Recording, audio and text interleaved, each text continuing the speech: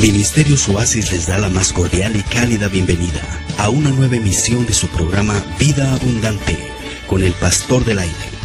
Hoy trataremos temas de suma importancia para su espíritu, su alma y para su vida cotidiana. Se queda con ustedes el Pastor del Aire.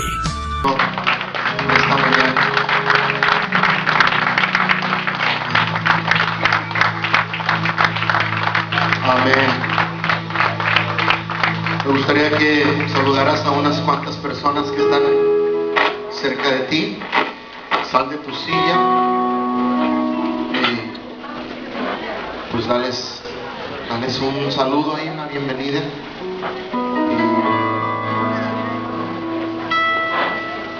Y los bendecimos en esta mañana.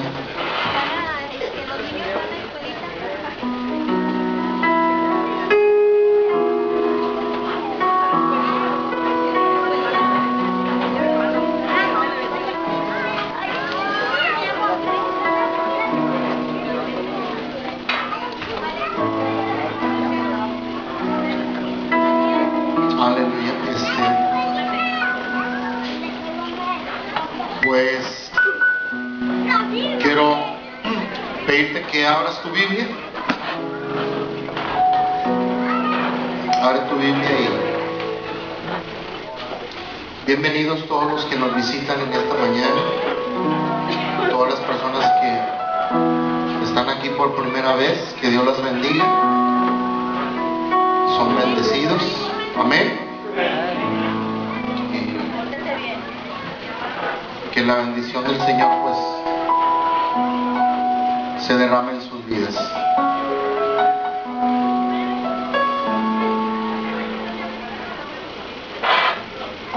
Quiero hablar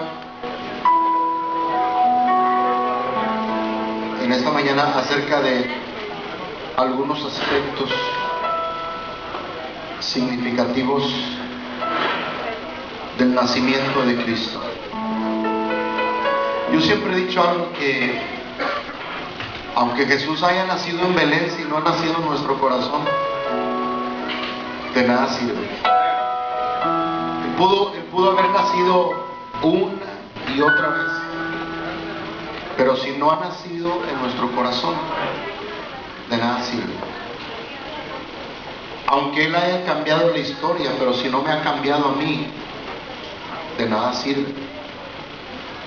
Entonces, yo quiero en esta mañana que abras tu Biblia en el Evangelio de San Lucas y quiero hablar algunas cosas básicas,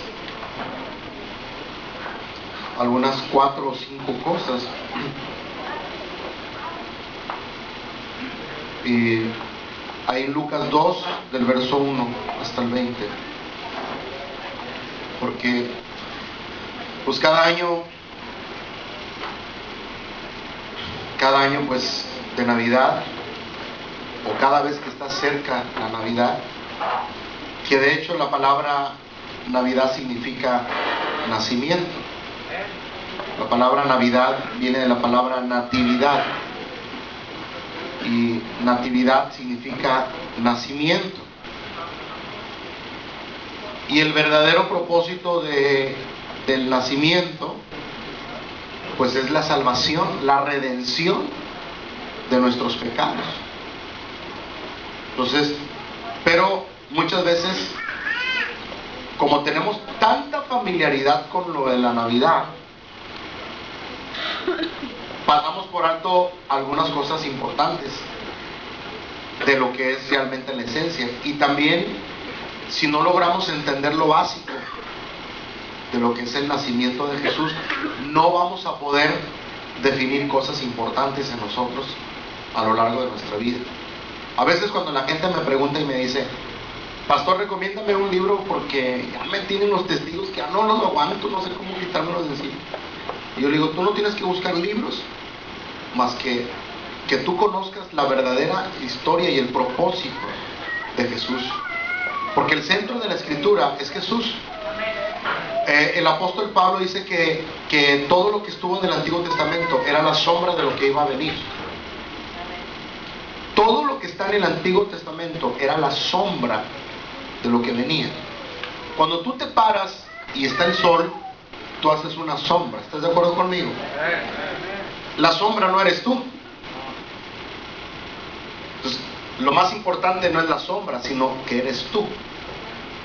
Lo que quiere decir la Biblia, que todo lo que se escribió en el Antiguo Testamento, todo apunta a Jesús, todo. Entonces, si tú logras entender lo que era Jesús, su propósito, el plan redentor de Dios y su plan divino, perfecto. O sea, el conocimiento de la Escritura no es solamente conceptual o definición de las cosas de la palabra, sino el propósito divino de lo que es Jesús para la humanidad. Entonces, todo habla de Jesús en el Antiguo Testamento, y el Nuevo Testamento, pues esa es la esencia y la realidad de todo lo que sucedió en el Antiguo Testamento, y todas las profecías que hablaron cientos de años antes del nacimiento de Jesús, pues se cumplieron. ¿Están aquí conmigo? Entonces, lo importante es que nosotros podamos comprender el propósito de Dios y que captemos qué es lo que nos quiere decir Dios, o qué nos quiso decir al mundo cuando Jesús aparece en el escenario de la historia. Porque Jesús cambió la historia, ¿o no es cierto? ¿Y por qué cambió la historia, Pastor Jaime? Porque todo mundo tiene que decir antes de Cristo y después de Cristo. En la historia, las palabras que definen la historia es antes de Cristo y después de Cristo. Entonces, Jesús fue un parteaguas en el mundo y marcó al mundo en la historia, pero también en la vida del hombre. Entonces, por eso es importante que nosotros, cuando vienen los tiempos de Navidad, no lo asociemos solamente, que no deberíamos de asociarlo con regalos, pero la mayoría de nosotros lo asociamos con regalos y lo asociamos con comida, lo asociamos con muchas cosas que no tienen nada que ver realmente con lo que es la esencia de la Navidad. Y los que más deberíamos nosotros de proclamar con una vehemencia y con una convicción de estos tiempos somos nosotros, los hijos de Dios, los cristianos, porque esto revela a nuestro corazón o manifiesta lo que realmente somos nosotros. ¿Están aquí conmigo? Entonces, vaya a su Biblia, por favor. Vaya a su Biblia esta mañana. Y el Emmanuel, que es Jesús, Dios con nosotros. Lucas 2, del 1 al 20. Aconteció que en aquellos días se promulgó un edicto de parte de Augusto César, que todo el mundo fuese empadronado. Este primer censo se hizo siendo Cirenio gobernador de Siria. E iban todos para ser empadronados, cada uno a su ciudad. Digan conmigo, cada uno a su ciudad. En la Biblia nunca hay casualidades ni coincidencias, siempre hay diosidencias. Al final le voy a decir por qué. Cada palabra en la Escritura tiene una razón de ser. Dice, cada uno iba a su ciudad, y José subió de Galilea, de la ciudad de Nazaret a Judea, a la ciudad de David, que se llamaba Belén, por cuanto era de la casa y familia de David, para ser empadronado con María su mujer, desposada con él, la cual estaba, ¿cómo estaba? Encinta. Aconteció que estando ellos allí, se cumplieron los días de su alumbramiento, y dio a luz a su primogénito. Diga conmigo, primogénito. Ahora, esto quiere decir que tuvo más hijos María. Si María no hubiera tenido hijos, no tendría sentido decir primogénito. ¿Para qué decir primogénito? Pues es el único. Entonces, para aquellos que de repente les preguntan y les dicen que María tuvo más hijos, usted les va a decir que sí tuvo más hijos. Pero este no es el tema de esta mañana. Lo que la Escritura dice, que dio a luz a su primogénito y lo envolvió en pañales y lo acostó en un pesebre, porque no había lugar para ellos. ¿En dónde? En el mesón. ¿Sabes tú qué es un pesebre? Un establo donde hay ganado, y no se halló lugar para ellos, o posada en un mesón, como dice la Escritura. Entonces es donde la historia dice que nació en un pesebre, porque no había lugar para ellos en el mesón. Versículo 8. Y había pastores en aquella misma región que velaban y guardaban las vigilias de la noche sobre su rebaño. Las vigilias estaban divididas por 4 horas cada vigilia, que comenzaban desde las 6 de la tarde hasta de 6 de la tarde a 10 de la noche una vigilia, de 10 de la noche a 2 de la mañana, de 2 de la mañana a 6 de la tarde y 6 a las 10 de la mañana. La noche estaba dividida en 4 vigilias. Todas las vigilias tienen que ver con el tiempo de noche. Y luego dice aquí, verso 9, he aquí se les presentó un ángel del Señor y la gloria del Señor los rodeó de resplandor y tuvieron que... Pero el ángel les dijo, no teman, porque aquí yo les doy nuevas de gran gozo, que será para todo el pueblo. La palabra evangelio significa buenas nuevas de gran gozo. En realidad Jesús es la esencia del evangelio. Por eso es que el Nuevo Testamento comienza con evangelios, porque la palabra evangelio significa buenas nuevas de gran gozo. Y aquí tenemos la frase del ángel, porque el ángel le dijo a los pastores que estaban cuidando el rebaño, le decía, he aquí les doy nuevas de gran gozo, que será para todo el pueblo. Entonces aquí ya se estaba presentando el evangelio con Jesús. Entonces no hay evangelio sin Jesús, porque Jesús es la esencia y el centro del mensaje de los evangelios. Por eso todos los evangelios, cada uno de los evangelios presenta a Jesús de una manera diferente. Por ejemplo, Mateo presenta a Jesús como el rey. Marcos presenta a Jesús como el siervo. Hola, buenos días. Y luego, ¿qué sigue? Lucas, ¿están aquí conmigo? Presenta a Jesús como el hombre. Y Juan presenta a Jesús como el ser divino, el Cristo. Y eso nos habla de la esencia del evangelio, que es que Jesús salva, o es el único salvador, que Jesús es siervo y que sana y que lleva nuestros pecados, pero que también sana. Pero Lucas lo pone como el hombre también, entonces la humanidad de Jesús. Pero Juan lo pone como el divino. Entonces eso nos dice a nosotros que Jesús salva, que Jesús sana, que Jesús bautiza y que Jesús viene. Por eso es que son 4 evangelios. En la Biblia nunca hay nada de casualidad. Entonces cuando aquí la historia, Lucas, que es el más inteligente, porque en la historia se conoce como el doctor Lucas. Pablo menciona de Lucas como el doctor Lucas. Entonces, Lucas no era una persona que no tenía conocimiento, ¿no? Era una persona preparada. Y Lucas nos presenta aquí a Jesús como el hombre, ¿no? El hombre natural, pero con un poder divino. Y en esta historia dice que el ángel le dice, les doy nuevas de gran gozo, que será para todo el pueblo. Y ya básicamente estaba diciendo la esencia y el mensaje del nacimiento. Y luego dice el versículo 10, pero no teman, porque aquí les doy nuevas de gran gozo para todo el pueblo, que os ha nacido hoy en la ciudad de David un Salvador. Y luego dice, Cristo el Señor. Amén. Esto les servirá por señal, hallarás al niño envuelto en pañales, acostado en un pesebre. Y repentinamente apareció con el ángel una multitud de huestes celestiales que alababan a Dios y que decían, gloria a Dios en las alturas y en la tierra paz. Digan conmigo, paz. Entonces, esto es lo que Jesús trajo a la tierra, paz.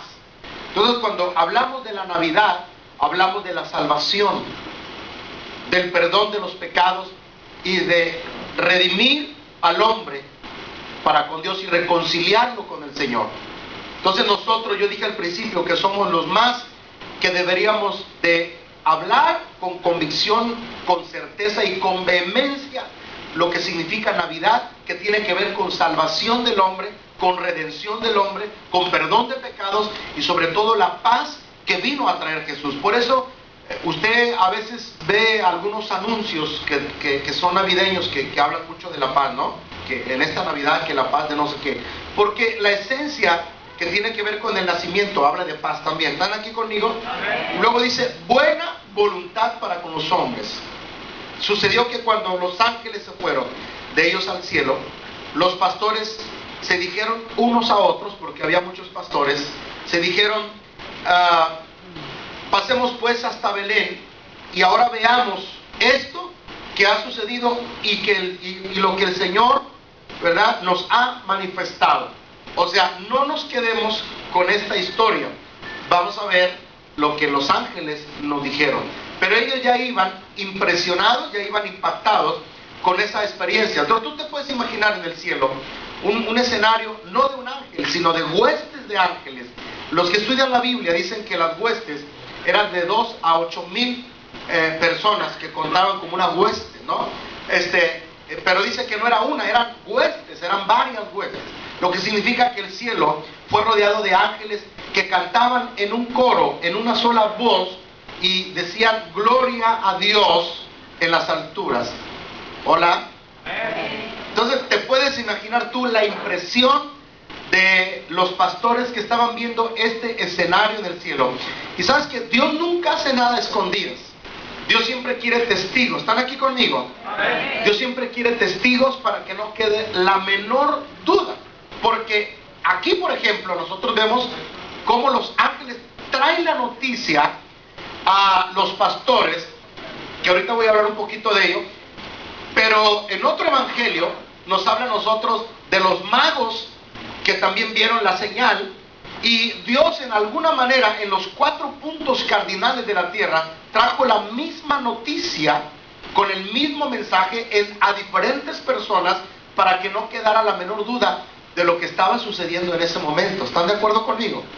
Y estos pastores, dice la palabra, que se dijeron unos a otros: pasemos hasta Belén y vamos a ver lo que ha sucedido y lo que el Señor nos ha manifestado. Y vinieron pues apresuradamente y hallaron a María y a José y al niño acostado en un pesebre. Y al verlo, dice que entonces ellos dieron a conocer o testificaron lo que les había dicho acerca del niño. Lo que se les había dicho acerca del niño.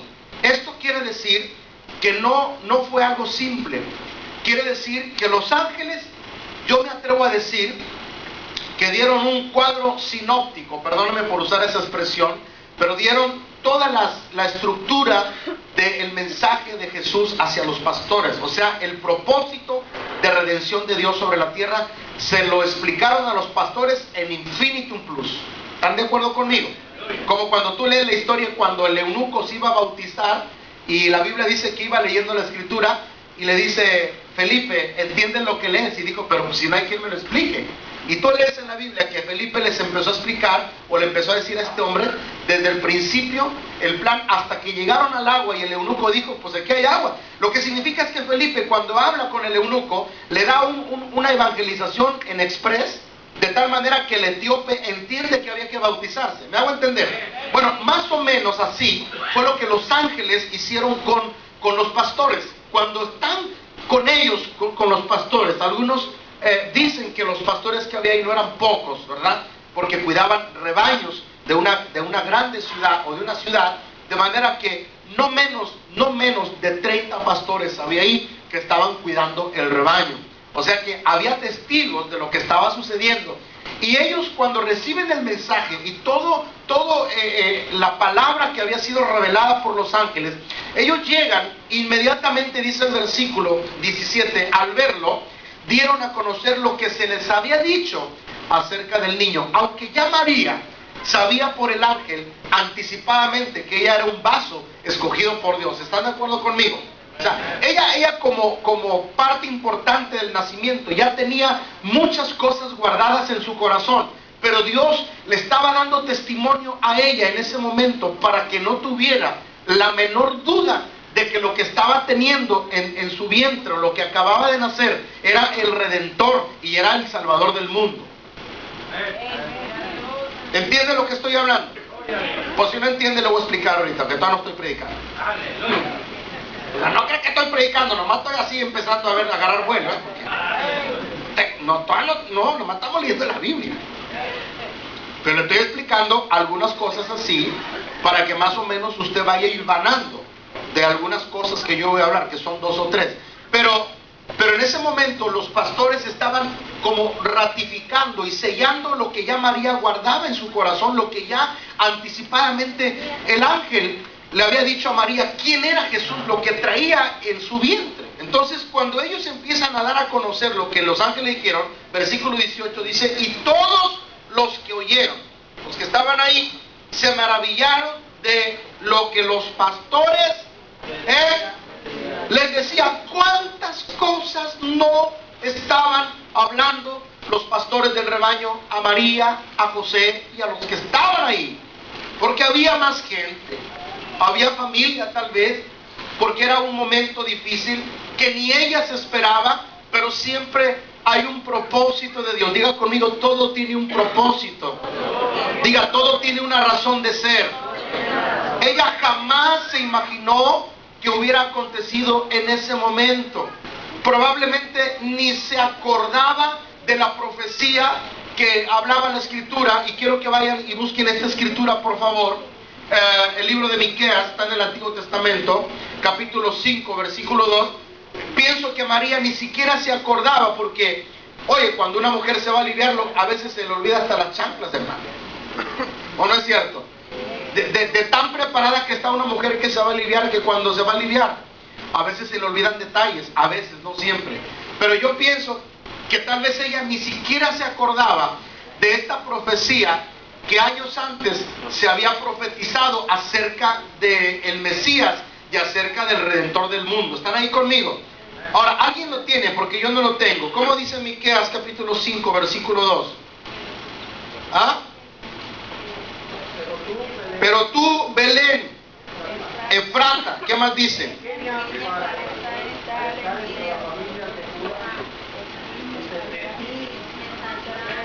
De ti me saldrá ¿qué?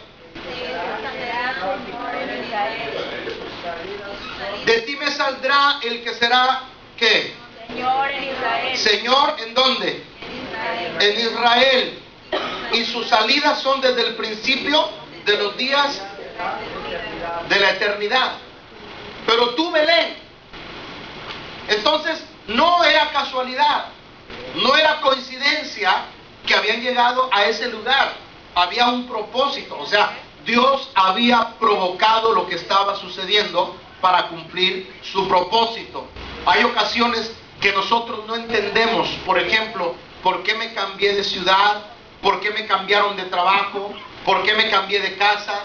Hay muchas cosas en nuestra vida que a veces uno no entiende, a veces uno no comprende. Yo te voy a hacer un paréntesis aquí para que tú veas que nunca hay casualidades en nuestra vida. Yo me acuerdo, le voy a hablar de mí tantito, pero les voy a hablar del Señor también. Yo me acuerdo cómo el Señor me trajo a mí, y mi mamá tomó una decisión que a mí no me gustó. Era el tiempo en el que yo había terminado mi primaria.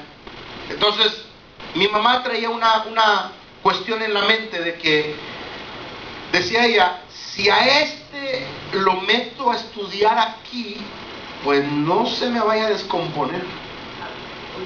Entonces mi mamá dice, se lo voy a mandar a su hermana, porque allá no conoce a nadie, y en lo que conoce gente pues ya pasa un tiempo.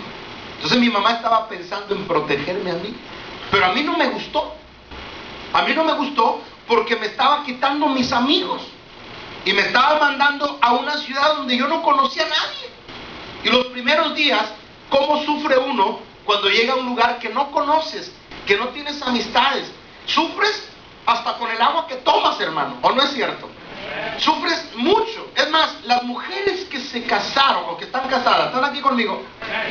Cuando se casan, los primeros días son fatales. A ver, mujeres que se casaron, ¿sufrieron o no sufrieron cuando se fueron de su casa? No, levanten su mano, la que sufrió, la que no sufrió.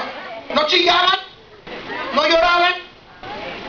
Querían irse hasta con su maletita, ya con su mamá otra vez. Y la mamá les dice, ¿y ahora aquí? Es que no puedo dormir en mi casa. Porque le estás cortando su ambiente y sufre. Y entonces a mí me pareció, o me venía algo así como, algo parecido, perdón, de que yo no tenía amigos, no conocía a nadie. Y yo decía, ¿por qué mi mamá? Yo quería regresarme, pero no podía porque no tenía para el pasaje, hermano. Y venirme por las vías, porque era allá en Monterrey, venirme por las vías, estaba muy largas las vías. Entonces me resignaba. Pero yo en ese año, de repente mi hermana se cambia de la casa donde vivía y se va a otra colonia y la cosa se pone peor, porque donde ella se va no había luz y no había agua. O sea, para mí fue el colmo. Dije, no es posible. Yo decía, trágame tierra.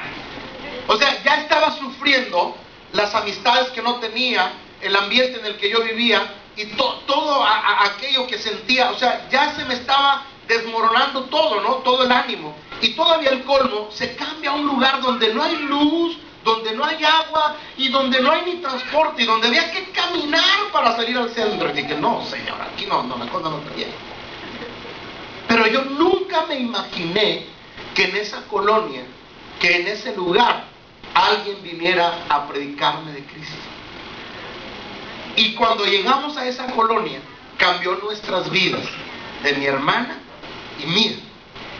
Porque cuando yo estaba listo para irme a la secundaria, no, si yo hermanos, me estaba arreglando, ¿no? En el espejo y de repente oigo que tocan la puerta. Y llega una persona en pleno mediodía, en un solazo tremendo, hablando del Evangelio. Jamás en nuestra vida nos habían hablado del Señor. Cuando yo escucho que este hombre estaba hablando la palabra de Dios, algo hizo clic en mi corazón, algo me despertó en mí, que ahora entiendo que es el Espíritu Santo que me estaba redarguyendo y me estaba tocando mi corazón. Cuando yo escucho el mensaje que estaba dando ese hombre, me tocó tanto el Señor que literalmente de donde estaba yo en el espejo, me quité de ahí y me vine donde estaba ese hombre hablando y me quedé embobado, así.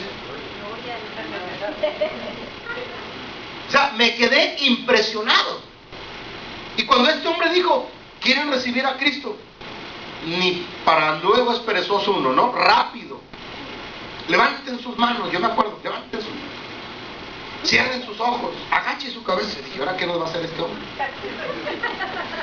Y luego dice, repita la oración. Y yo cuando repetí esa oración, ahí cambió mi vida. Ahora yo le doy gracias que mi mamá me mandó allá, porque si mamá no me hubiera mandado allá, no estuviera aquí con ustedes. Pero el que sí sabía los planes, el que conoce los tiempos y las cosas es Dios, porque Él es soberano. Él conoce toda nuestra vida. Él sabe lo que tú has pasado, lo que tú has sufrido, y todo lo encausa Dios a un propósito. ¿Estás aquí conmigo?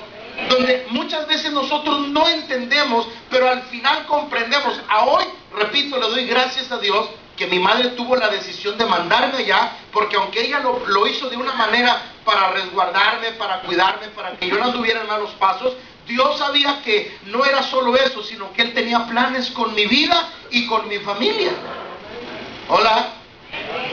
Y nunca pensé, jamás me imaginé algún día estar predicando detrás de un púlpito, y menos ser pastor. Lo que menos quería yo era ser pastor.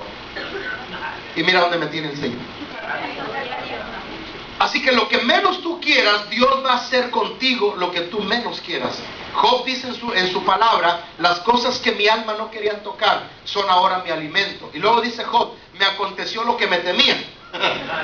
O sea que lo que menos tú quieras, ahí lo vas a tener, porque Dios es el que tiene los propósitos. ¿Estás de acuerdo conmigo? Ahora, ¿por qué te doy este testimonio? Porque cuando María se alivia, ella jamás se imaginó que se le fuera a antojar en ese momento. Porque ni siquiera se acordaba que la profecía decía que era en Belén donde debería de nacer. Entonces Dios provocó, diga conmigo, Dios provocó. Otra vez diga, Dios provocó que en el corazón de César Augusto se le pusiera en su corazón censar o hacer el empadronamiento, porque nunca se había hecho esto en la historia romana. Era la primera vez, óiganme bien por favor hermanos, era la primera vez que se estaba haciendo esto en la historia del Imperio Romano.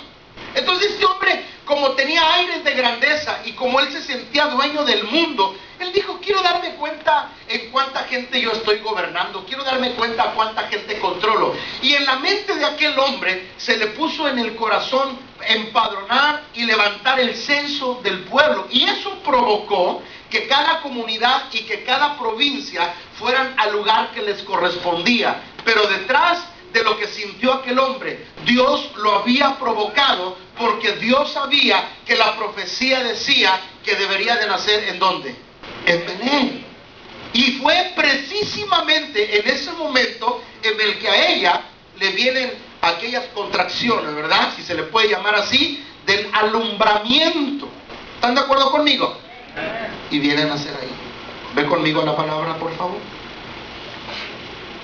Versículo 17, cuando ellos dieron a conocer todo lo que se les había dicho acerca del niño, hasta ese momento, pienso y creo que María se acordó de todo lo que los profetas hablaban acerca del niño. Verso 19, pero María, ¿qué dice la palabra?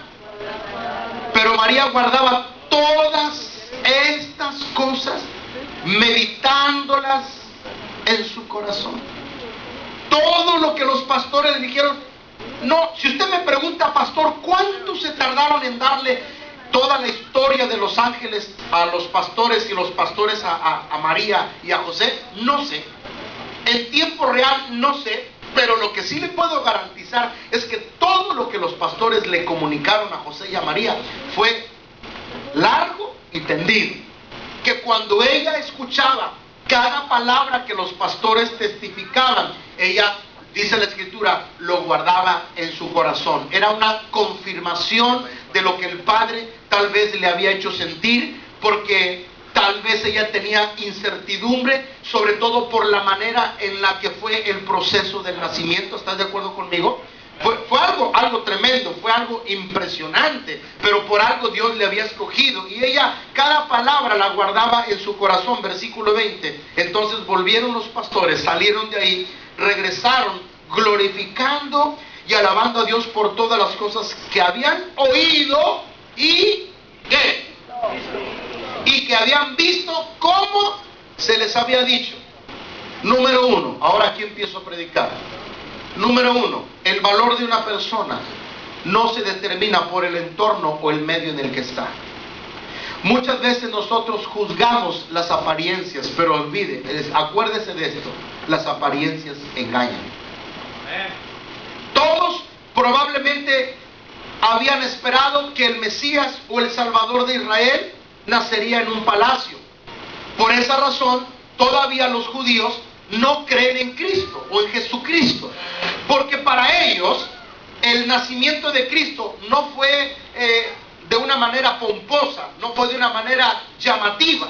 ¿Cómo es posible que el que dice que es rey haya nacido en un pesebre? Entonces, en la mente del judío choca, en la mente del judío taladra, es decir, ¿cómo es que yo voy a aceptar que él es el rey cuando nació en un lugar que no era de un rey? Porque si era el hijo del rey, debió haber nacido en un palacio con aloes y perfumes y la mejor ropa de seda que se pudiera haber tenido en aquel tiempo. Entonces, cuando el judío conoce la historia del nacimiento de Jesús, el judío dice, ¿cómo voy a pensar que él es el rey de los judíos? Pero lo que rodea a una persona no determina el valor de la persona. No es el lugar, es la persona. ¿Está entendiendo lo que estoy hablando? No es el lugar, es el valor de la persona. ¿Por qué? Porque María y José, nada de lo que aconteció en su nacimiento reveló realmente el significado de su bebé recién nacido. Ellos sabían quién era Jesucristo. Aunque el lugar en el que estaba o en el que había nacido no era el apropiado para un rey, ellos sabían que él era el rey. Hola, buenos días. Ellos sabían que él era el rey, ellos sabían lo que tenían en sus manos. Entonces, muchas veces en el mundo las personas se juzgan por las apariencias y le dan el valor a una persona basándose en lo que lo rodea. ¿Sabes cuál es el reclamo? Yo no sé si me vas a entender lo que voy a hablar esta mañana. ¿Sabes cuál es el reclamo de la gente? A veces no tienen paz en su familia. Muchos de ellos son infelices. No, están rodeados de lo mejor. Probablemente tengan mucho dinero, pero hay cosas básicas que no se compran con el dinero, como es la paz, la tranquilidad, el bienestar y la salud. Pero normalmente nosotros pensamos como seres humanos que lo que tiene una persona es lo que le da el valor, pero realmente el valor no es lo que tiene alrededor, sino lo que hay dentro de la persona. ¿Están entendiendo lo que estoy hablando? Entonces, un empresario, alguien que tiene dinero, manera de vivir bien, ellos están diciendo: quisiera que me trataran bien, quisiera que me hablaran como cualquier gente común. Por eso muchos de ellos, escúchenme lo que estoy hablando, muchos de ellos a veces se van a lugares donde no los conocen y ahí andan comiendo taquitos ahí con el dedo. Salen en chanclas, se sientan, agarran un transporte público, porque si ellos los ven en el lugar donde ellos están, ellos dicen: pues estos me van a demeritar, me van a juzgar equivocadamente. ¿Por qué? Porque a veces nosotros como seres humanos etiquetamos a las personas por lo que tienen, por lo que están rodeados, por el medio ambiente en el que se desenvuelven, pero nos hemos olvidado de que son seres humanos que también lloran, que también se cansan, que también tienen necesidades como nosotros. ¿Están aquí conmigo? Entonces nosotros tenemos que entender algo importante, que el valor de una persona no se determina por su entorno. Jesús es el rey y fue el rey y seguirá siendo rey aunque haya nacido en un pesebre, aunque no haya estado en un palacio. Él es el rey de reyes y el señor de señores. Den un aplauso en esta mañana. Amén, amén.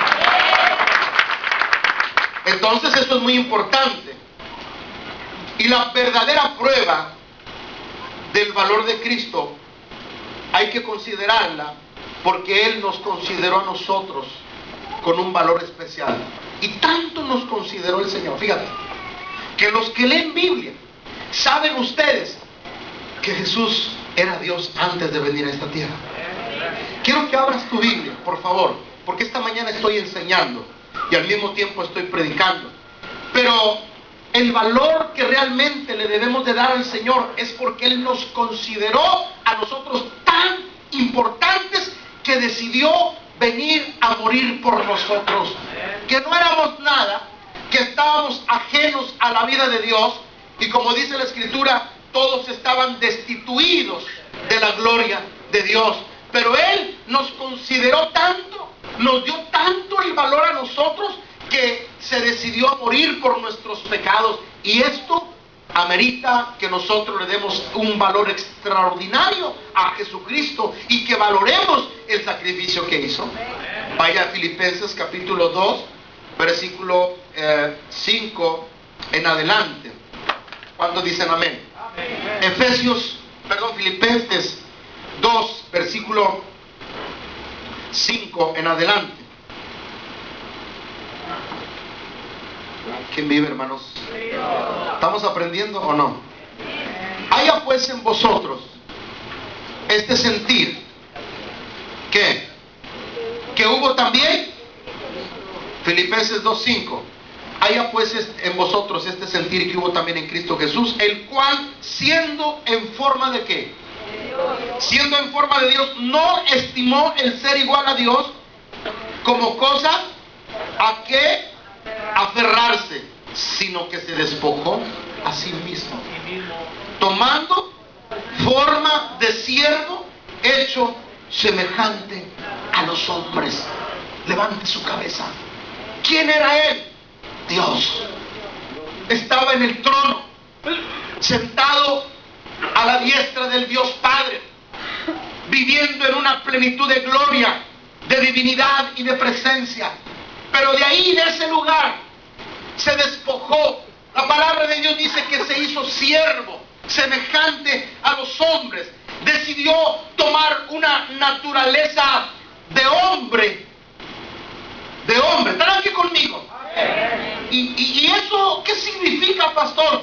Bueno, que entró en la humillación de la naturaleza del hombre. ¿Por qué le llamo yo en la humillación? Porque el hombre es perecedero, porque el cuerpo se corrompe, porque el cuerpo se desgasta, porque ¿están oyendo?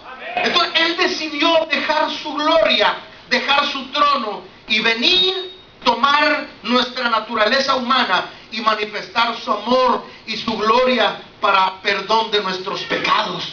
Por eso dice la Escritura aquí mismo en el versículo 7 que se despojó a sí mismo, tomando en forma de siervo, hecho semejante a los hombres, y estando en la condición de hombre, una vez que tomó la naturaleza corpórea de un hombre, dice la palabra, se humilló a sí mismo, haciéndose obediente. No le oigo.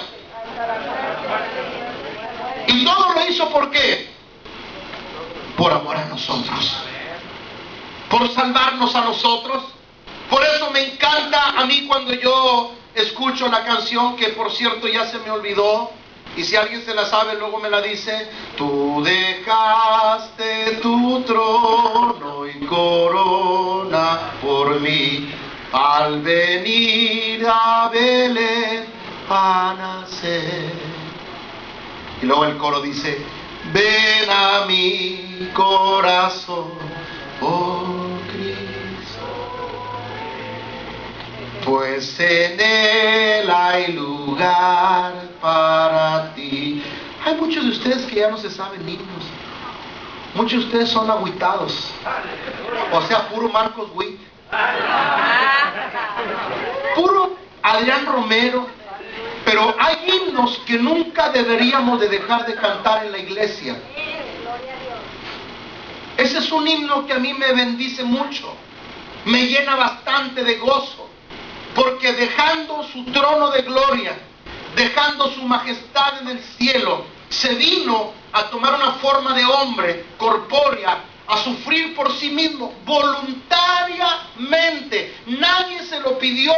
Cuando en el cielo el Padre, muy probablemente, y esto es para los que leen Biblia, en el cielo el Padre muy probablemente había decidido fulminar y aniquilar la humanidad, porque Dios estaba cansado. Diga conmigo, estaba cansado. Y si usted me pregunta, pastor, ¿de qué estaba cansado? De que el hombre siguiera con sus cosas y siguiera en su rebeldía y siguiera en sus pecados, porque habían pasado ya 4000 años y el hombre seguía en su terquedad, seguía en su maldad, seguía en su pecado, y Dios estaba desesperado. Por eso es que en la Biblia, en el Antiguo Testamento, hay un silencio entre Malaquías y Mateo. Voy a explicar esto y lo he explicado cientos de veces, pero entre el Antiguo y el Nuevo Testamento hay lo que se llama el silencio de Dios.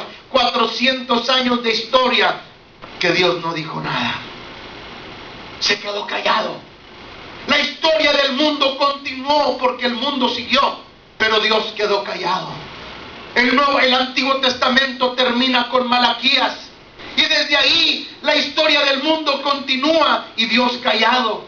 Y en ese tiempo los expertos y los eruditos de la Biblia dicen que era muy probable que el Padre Dios estaba diciendo, voy a terminar con esta gente porque no se compone, voy a acabar con ellos porque siguen en su pecado, voy a terminar con la raza y me duele mucho como lo hice en el tiempo de Noé. Probablemente estaba el Padre decidido a fulminar la humanidad.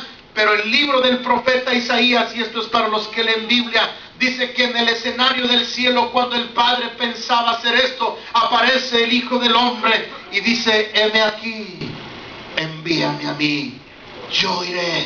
Heme aquí, Padre, envíame a mí, yo iré. Jesús se aparece en el escenario de la historia del cielo, y el Padre, yo me imagino que el Padre, hablando con Jesús, estaba diciéndole, ¿y crees que vale la pena morir por esos pecadores?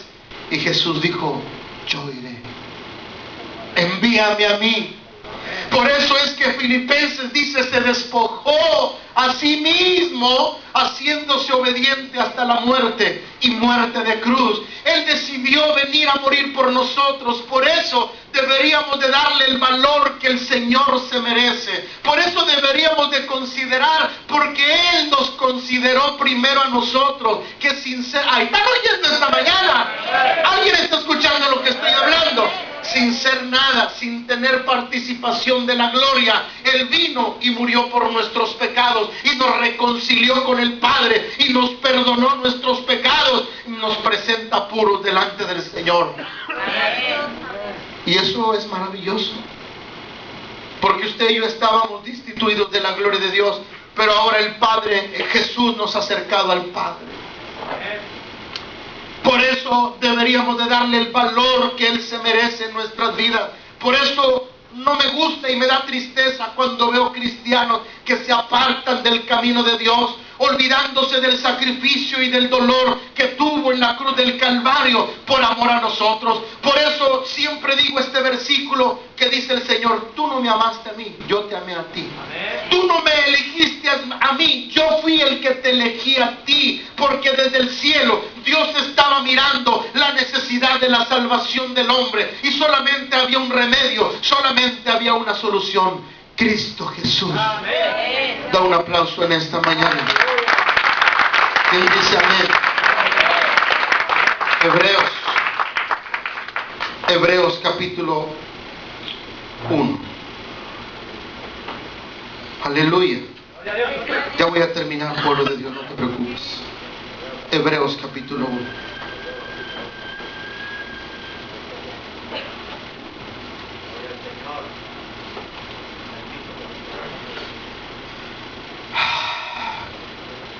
Versículo 1. Dios, habiendo hablado muchas veces y de muchas maneras en otro tiempo por los padres y por los profetas, como diciendo: en todo el Antiguo Testamento el Padre ha hablado a los hombres y al mundo por los profetas. Mira, cuando el pueblo quiso rey, que Dios no quería ponerle rey, ¿verdad que le pidieron rey? Hola. Los que leen Biblia saben que el pueblo pidió rey y Dios le dijo: Samuel, no me late que les demos rey, pero el pueblo quiere rey, órale, ponles un rey. Y el primer rey, Saúl. Se acabó el tiempo de los reyes, porque hicieron su revoltijo, cada quien hizo lo que quiso. Y dijo Dios: no más reyes. Y vinieron los tiempos de los jueces. Hola. Como Gedeón, Sansón, Otoniel. Y terminan los tiempos de los jueces y el mundo sigue igual. Les pone sacerdotes, igual.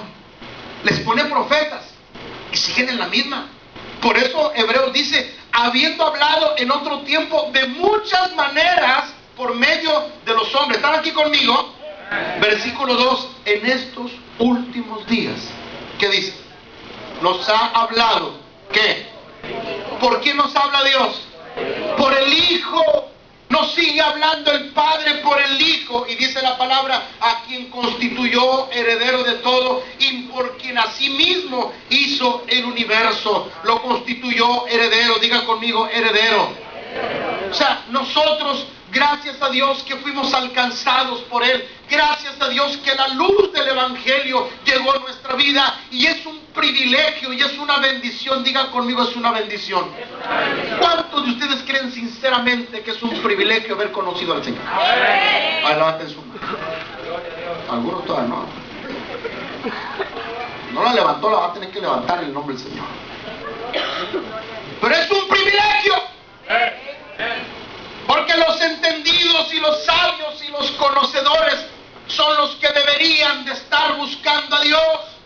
Por eso cada vez que yo predico del Evangelio, digo lo que dice el Salmo 14: solo los inteligentes buscan a Dios. Y aunque no hayas terminado la primaria, aunque no te sepas ni firmar siquiera las letras del abecedario, te digo algo: tú eres inteligente. ¿Estás oyendo, iglesia? Porque el que es inteligente busca a Dios. El que es inteligente, hay un entendimiento de que hay un Dios que lo ha perdonado y que lo quiere salvar.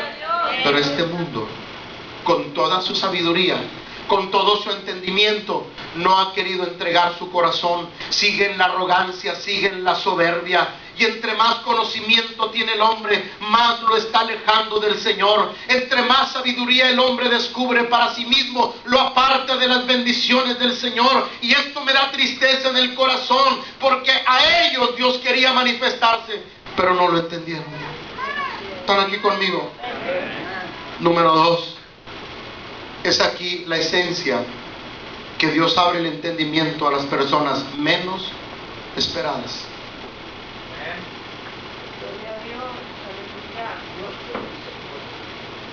¿Alguien alguna vez ha visto las películas de Armagedón? cristianas? No, pues búsquenlas.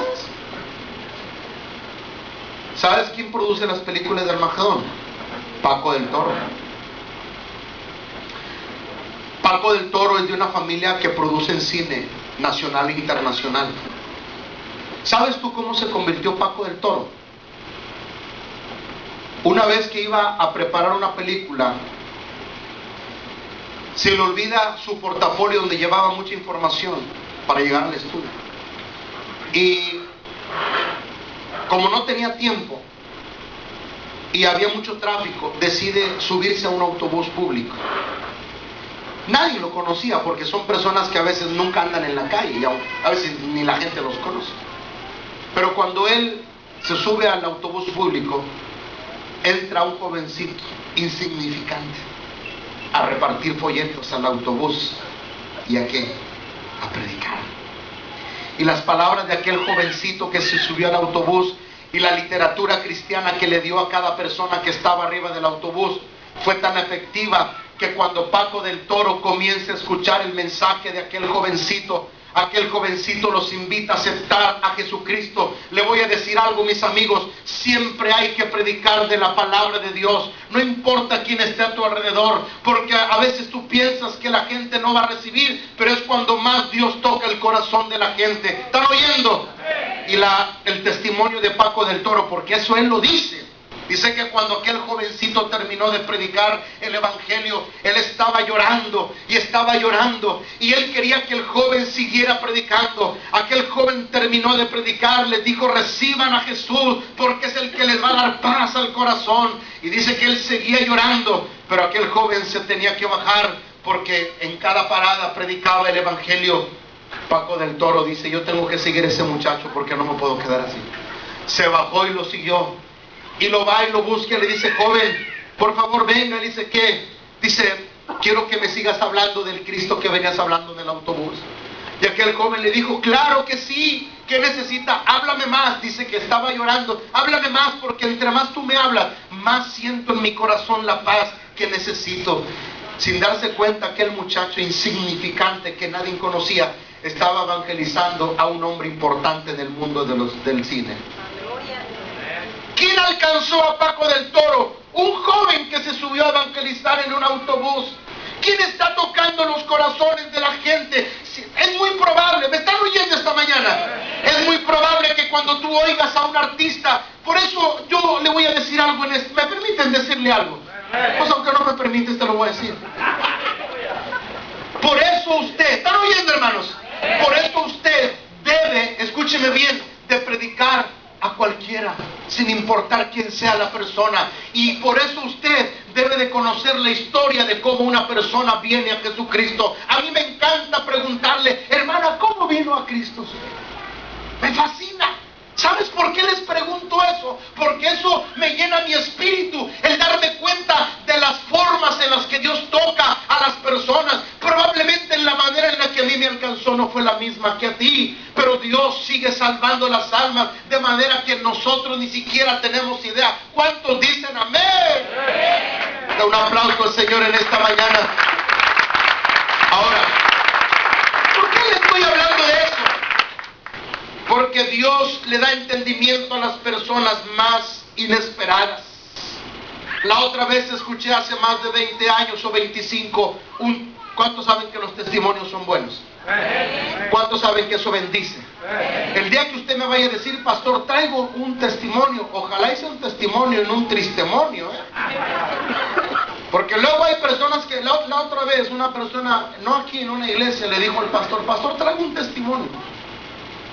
Y aquella mujer agarró el micrófono, y es peligroso soltar el micrófono. Y aquella mujer dijo: hermano, les traigo un testimonio. Y les empezó a hablar de sus amarguras y sus tristezas. Mi esposo me está pegando, hermano. Mi esposo no me da para comer, hermano. Mi esposo me cierra la puerta, pero yo la hago al Señor. Mi esposo, y pura amargura, puro resentimiento. Y en aquella ocasión estaba un hombre sentado, la primera vez que había ido a la iglesia, y aquel hombre llevaba problemas arriba de los problemas. Aquel hombre quería suicidarse, y aquel hombre dijo: pues voy a ir a la iglesia. Dicen que en la iglesia los hermanos Dios hace milagros, pues voy a ver qué. Y para el colmo lo sientan adelante. Y cuando aquel hombre escucha que la mujer estaba hablando sus tristezas y que no tiene dinero, hermano, yo ahorita debo la renta y no sé cómo pagarle. Y puras amarguras. Aquel hombre se levanta de la silla y dice: señora, tenga la pistola, usted la necesita más que yo.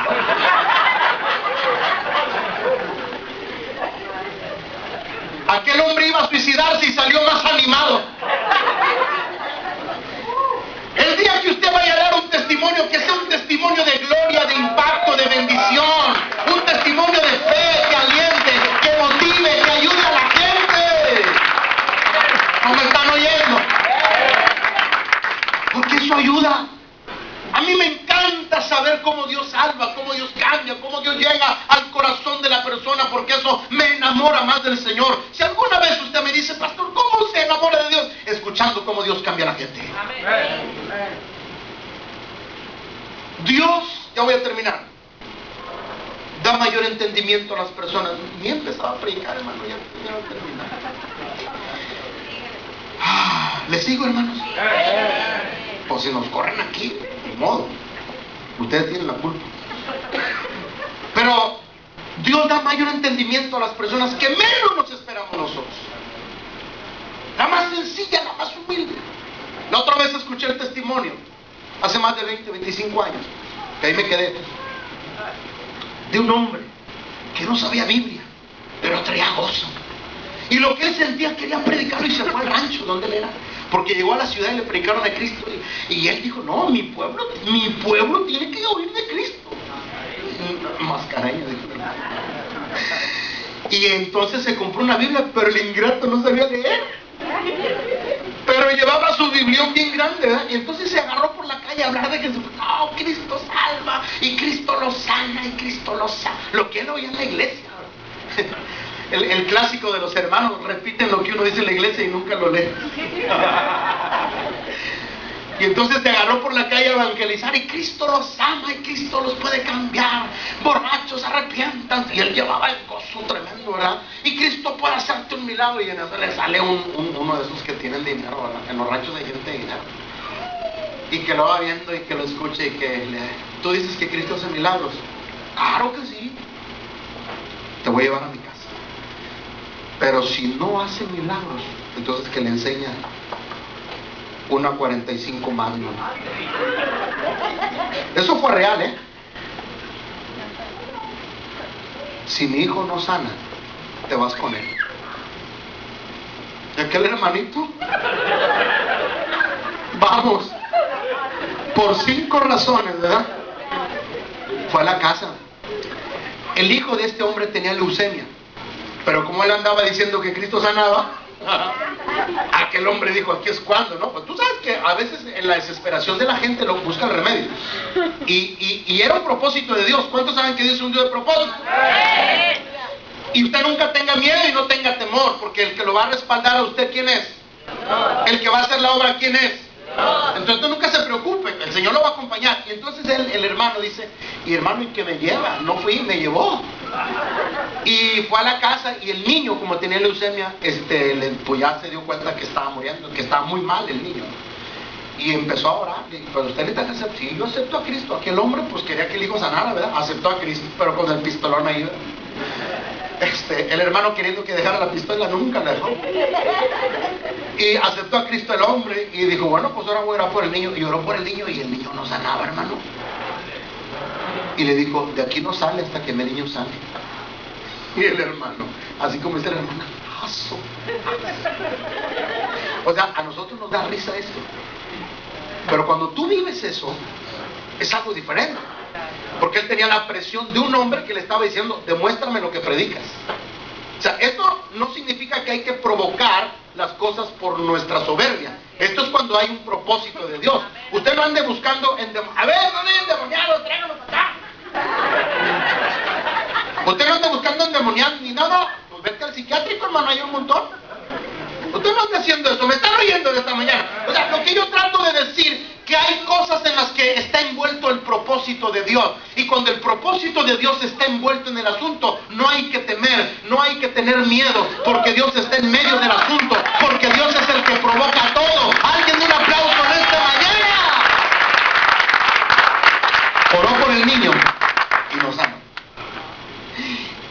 Dice el hermano, eso está en un disco, ojalá y algún día lo encuentre y se los preste.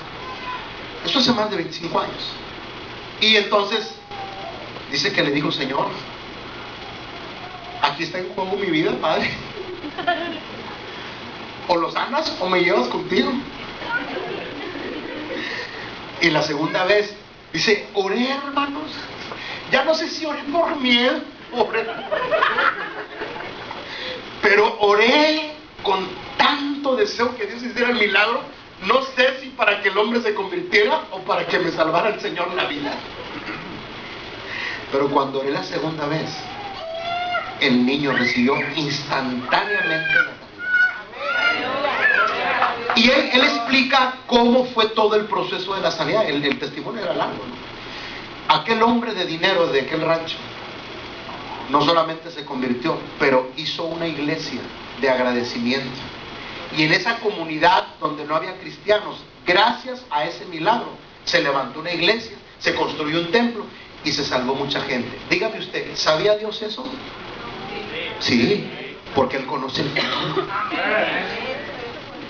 Ese fue el propósito que Dios tuvo al llevar a este hermanito allá. Lo que quiero decir, que las personas menos inesperadas en un momento especial en la vida traen un parteaguas en alguna familia, en alguna comunidad. ¿Están oyendo, iglesia? ¿Por qué? Porque Dios conoce el futuro y Él conoce las cosas, mis amados hermanos. Por lo tanto, las personas menos inesperadas son las personas a las que Dios les da el entendimiento. ¿Por qué Dios no se le reveló a los emperadores? ¿Por qué Dios no le habló a los políticos de aquel tiempo? ¿Por qué Dios no le habló a los adinerados de aquel tiempo? ¿Por qué? ¿Por qué le habló a los pastores? ¿Están oyendo, hermanos? ¿Acaso no había gente inteligente en ese tiempo? ¿Acaso no había gobernadores? ¿Por qué se le presenta a los pastores? Porque Dios estaba viendo el corazón de las personas. Dios siempre ve el corazón de la gente. ¿Cómo están entendiendo? ¿Están aquí conmigo? ¿Qué es lo que Dios hace para tocar a una persona? No es a veces la elocuencia, es el corazón. Lo que a veces sana a una persona no es el hombre, no es el que hace el milagro, es el que hace el milagro, Dios. El que sana a la persona no es la persona, es el corazón que tiene la persona para que el enfermo sea sanado. Y antes de que la persona le ponga la mano, lleva el corazón en la mano. Y eso es lo que hace la diferencia para el milagro de alguien. No es la persona, es Dios, pero el corazón que tiene la persona es determinante. Los pastores inmediatamente recibieron con gozo el mensaje de los ángeles. Y es interesante que los pastores inmediatamente fueron a buscar. Ellos no fueron con duda, ellos no pensaron: ¿será que nosotros estamos ya más lucas que nada? No. Ellos inmediatamente buscaron el mensaje de los ángeles, comprobaron que el mensaje era real, encontraron al niño envuelto en pañales, a sus padres, y ellos comenzaron a testificar. ¿Están aquí conmigo, pueblo de Dios? Entonces, mis amigos y hermanos, en esta mañana los pastores inmediatamente dieron a conocer todo el mensaje de los ángeles. Quiero que vayan a su Biblia y con esto voy a terminar más adelante. Versículo 17, Lucas 2:17. Y al verlo dieron a conocer lo que les había dicho. ¿Qué? ¿Acerca de quién? Del niño. Inmediatamente fueron a buscar al niño recién nacido. Le voy a hacer una pregunta en esta mañana y termino. ¿Estamos prestos para obedecer lo que Dios nos diga? Si usted titubea, va a perder la mayor oportunidad de su vida. Le voy a decir algo: la clave para recibir y obtener todo lo que Dios nos ha dado es obedecer. ¿Qué estás haciendo con el niño que nació en tu corazón? Que ya no es niño. El de Belén era un niño. El que está en nuestro corazón ya no es un niño, es Jesús, porque el niño creció. ¿Qué estamos haciendo con Jesús en nuestro corazón? ¿Estamos dando el mensaje como los pastores que dieron el mensaje? ¿Estás compartiendo de Cristo? ¿Qué estamos haciendo nosotros con toda la experiencia del gozo y la salvación que hemos recibido? si no estamos cumpliendo la palabra, si no estamos dando testimonio con nuestra vida primeramente, no con nuestras palabras, entonces le digo una cosa, usted está muy lejos de recibir todos los beneficios que Dios nos da como sus hijos. Es un tiempo para publicar su palabra y es un tiempo para dar a conocer su amor, más en estas épocas. Da el mensaje: no tengas temor, no tengas miedo. Los ángeles usaron a pastores. Dios te puede usar a ti, no importa que no sepas. Un día me dijo: hermano, a mí no me gusta evangelizar, me da mucho nervio, yo no sé nada. Digo, no anden musitando, como cuando andaba allá en el mundo, allá de chismolera, allá en el rodante. 2 horas se pasa, hermano, porque van a dejar al niño en el kinder a las 9 y hasta las 12 regresan. Porque yo a veces, hermana, toda anda, ay hermano, es que nada, córtele al chicle y se me va en el nombre de Jesús. Y le digo, ¿cómo cuando andabas en el mundo andabas muy hablantina? Es que ¿qué les voy a decir? ¿Qué les vas a decir? Pues nomás diles quién eres antes, que eras chismolera y que ya no eres. Nomás dile que antes le golpeabas al marido y ahora ya no golpeas. Antes lo bolseabas y nomás, te gustaba que te emborrachara para bolsearlo. Yo lo que le hablo, yo lo he vivido con gente, porque así hay mujeres que les encanta que el marido se emborrache el fin de semana, pues sí, para sacarle toda la lana. Porque es la única manera en que les dan, ay, perdón. Te habías tardado, pastor. Es más, decirle eso, dígale cómo cambió su vida, cómo le transformó su familia, si te sanó, si te ayudó en tu matrimonio, lo que has experimentado, la paz que has tenido en tu vida. Eso es más que suficiente, porque eso es lo que va a tocar a la gente. No es un concepto teológico, no es algo que tienes que definir, estructurar y dar versículos. Sí son importantes los versículos, pero si usted no memoriza o no tiene esa capacidad de memoria de su testimonio con su vida, con el impacto de su vida. ¿Están oyendo, iglesia? Ese es el mensaje del Señor, que así como usó a los pastores, nos puede usar a nosotros para bendecir la familia, los amigos y donde quiera que nosotros estemos. Demos el mensaje de Jesús en cada día con nuestra vida. Póngase de pie en esta mañana.